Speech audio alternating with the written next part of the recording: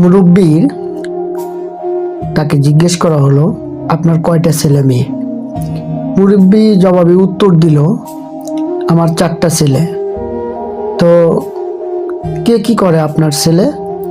বলল, প্রথম জন ইঞ্জিনিয়ার, দ্বিতীয় জন ডাক্তার, আর তৃতীয় জন মাত্র মাস্টার্স কমপ্লিট করে বের হয়েছে, আর চতুর্থ জন চোর।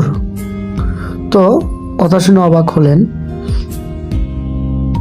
মুরব্বিকে বলা হলো, 4 নম্বর ছেলে আপনার চোর মানে? তো ওকে বাড়ি থেকে বের করে দেন না কেন? তো মুরব্বি বলতেছে, ওকে কেন বের করে দিব? ওকে বের করে দিল তো আমাদের না খেয়ে থাকতে হবে, ওই তো সংসার চালায়। আসলে আমাদের সমাজ ব্যবস্থাটা হয়েছে বর্তমানে এমনই।